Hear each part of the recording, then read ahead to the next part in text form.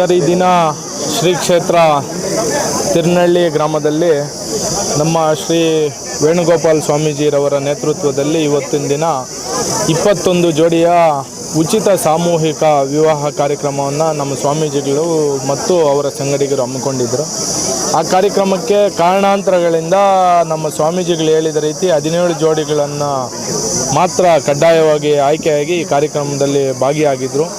ವಿಶೇಷವಾಗಿ ನಾನು ಸ್ವಾಮೀಜಿಗಳಿಗೂ ಮತ್ತು ಈ ಕಾರ್ಯಕ್ರಮದಲ್ಲಿ ಏನು ನವಜೋಡಿ ವಧು ವರ ಇಬ್ಬರಿಗೂ ಕೂಡ ನಾನು ಶುಭಾಶಯಗಳನ್ನು ತಿಳಿಸ್ತಾ ಇದ್ದೀನಿ. ಅದೇ ರೀತಿ ಅವರ ಕುಟುಂಬ 100 ಕಾಲ ಶ್ರೀ ಕ್ಷೇತ್ರ ಪ್ರತ್ಯಂಗಿರ ದೇವಿ ಹಾಗೂ ಶ್ರೀನಿವಾಸ ಕಲ್ಯಾಣೋತ್ಸವ ಕಾರ್ಯಕ್ರಮದಲ್ಲಿ ಭಾಗಿಯಾಗಿ ಇಂಥ ಒಂದು ಪುಣ್ಯಕ್ಷೇತ್ರದಲ್ಲಿ ಮದುವೆ ಆಗಿದ್ದಾರೆ.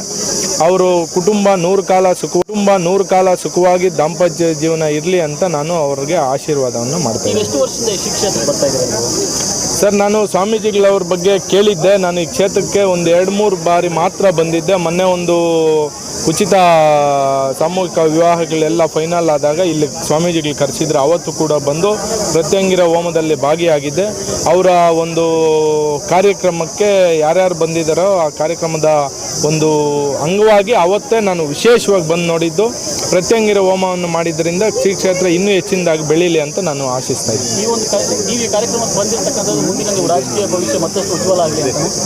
ಸರ್, ನಾನು ರಾಜಕೀಯ ಭವಿಷ್ಯ ಮದುವೆಯಲ್ಲಿ ಮಾಡಬೇಕಂತಿಲ್ಲ. ನಾನು ರಾಜಕಾರಣ ಆಚೆ ಕಡೆ ಮಾಡ್ತೀನಿ. ಇದು ಒಂದು ಶುಭ ಕಾರ್ಯ ಆಗಿದೆ. ಶುಭವನ್ನೇ ಕೋರೋದು ನಮ್ಮ ಉದ್ದೇಶ ಆಗಿದೆ. ಹಂಗಾಗಿ ಶುಭಾಶಯಗಳನ್ನು ಮಾತ್ರ ಇಲ್ಲಿ ತಿಳಿಸ್ತಾ ಇದ್ದೀನಿ. ಈಗ ಉಚಿತ ಸಾಮೂಹಿಕ ವಿವಾಹಗಳಿಗೆ ನಿಮ್ಮ ಕೊಡುಗೆ ಏನು? ಸರ್, ನಮ್ಮ ಸ್ವಾಮೀಜಿಗಳು ಏನು ಕೇಳಿದ್ರು ಅದನ್ನು ಮಾಡಿದ್ದೀನಿ. ನಾವು ಹೇಳೋಂಗಿಲ್ಲ ಏನು ಮಾಡಿದ್ದೀವಿ ಅಂತ. ಅವ್ರು ನಮ್ಮ ಗುರುಗಳು ಏನು ನನ್ನ ಕೇಳಿದ್ದಾರೆ ಆ ಒಂದು ಕಾಣಿಕೆಯನ್ನು ನಾನು ನೆರವೇರಿಸಿದ್ದೀನಿ. ಈಗ ಮದುವೆಗಳಂದರೆ ತುಂಬ ದುಬಾರಿಯಿಂದ ಕೂಡಿರುತ್ತೆ. ಈ ರೀತಿ ಒಂದು ಸಾಮೂಹಿಕ ವಿವಾಹಗಳಲ್ಲಿ ಮದುವೆ ಆಗಿರುವಂಥ ದಂಪತಿಗಳಿಗೆ ಏನು ಹೇಳ್ತೀರಿ? ಯಾವ ರೀತಿ ಬದುಕಬೇಕು ಅಂತ ಹೇಳಿ ಸಂದೇಶ ಕೊಡ್ತೀರಿ?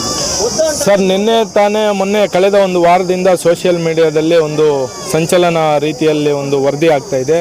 ಮಾನ್ಯ ಶ್ರೀ ನರೇಂದ್ರ ಮೋದಿರವರು ಹೇಳಿಕೆಯನ್ನು ಕೂಡ ಕೊಟ್ಟಿದ್ದಾರೆ. ಬಂಗಾರ ಚಿನ್ನ ಬೆಲೆ ಖರೀದಿ ಜಾಸ್ತಿ ಆಗಿದೆ, ಚಿನ್ನದ ಬೆಲೆ ಏರಿಕೆ ಜಾಸ್ತಿ ಆಗಿದೆ. ದಯವಿಟ್ಟು ಎಲ್ಲರೂ ಕೂಡ ಸಾಮೂಹಿಕವಾಗಿ ಬದುಕಿ ಚಿನ್ನವನ್ನು ಖರೀದಿ ಕಡಿಮೆ ಮಾಡಿ ಉಚಿತವಾಗಿ ಏನೇನು ಕಾರ್ಯಕ್ರಮಗಳಾಗ್ತದೆ ಅದನ್ನು ನೆರವೇರಿಸಿ ಅದ್ದೂರಿ ಕಾರ್ಯಕ್ರಮಗಳನ್ನು ತಡೆಗಟ್ಟಿ ಅಂತ ಅವರು ಒಂದು ಸಂದೇಶವನ್ನು ಕೊಟ್ಟಿದ್ದರು. ಅದೇ ರೀತಿ ಇವತ್ತು ನಮ್ಮ ಚಿಕ್ಕಬಳ್ಳಾಪುರ ಜಿಲ್ಲೆಯಲ್ಲಿ ಇದು ಮೊದಲನೇ ಕಾರ್ಯಕ್ರಮ ಅನಿಸುತ್ತೆ. ಒಂದು ವಿಜೃಂಭಣೆಯಿಂದ ಸ್ವಾಮೀಜಿಗಳವರ ನೇತೃತ್ವದಲ್ಲಿ ಇಂಥ ಒಂದು ಪುಣ್ಯ ಕಾರ್ಯ ಆಗಿದೆ. ಜೀವನ ಯಾರ್ಯಾರು ನವದಂಪತಿಗಳಿದ್ದಾರೆ, ಜೀವನ ಒಂಥರ ಸಾಗರ ಇದ್ದಂಗೆ. ಸಮುದ್ರದ ಅಲೆಗಳನ್ನು ತಳ್ಳಿಕೊಂಡು ಅವ್ರ ಜೀವನವನ್ನು, ದಾಂಪತ್ಯ ಜೀವನವನ್ನು ಸುಸೂತ್ರವಾಗಿ ಸದಾಕಾಲ 100 ಕಾಲ ಅವರು ದಾಂಪತ್ಯ ಜೀವನ ಹೆಚ್ಚಿನಾಗಿ ಯಾವುದೇ ರೀತಿ ಒಂದು ಬೆಳೆ ಸಮೃದ್ಧಿಯಾಗಿ ಬೆಳೀತದೆ. ಅದೇ ರೀತಿ ಅವ್ರ ಕುಟುಂಬ, ಅವ್ರ ಮಕ್ಕಳು ವಿಜೃಂಭಣೆಯಿಂದ ಸಂತೋಷದಿಂದ 100 ಕಾಲ ಸುಖವಾಗಿರಲಿ ಅಂತ ನಾನು ಆಶಿಸ್ತಾ ಇದ್ದೀನಿ.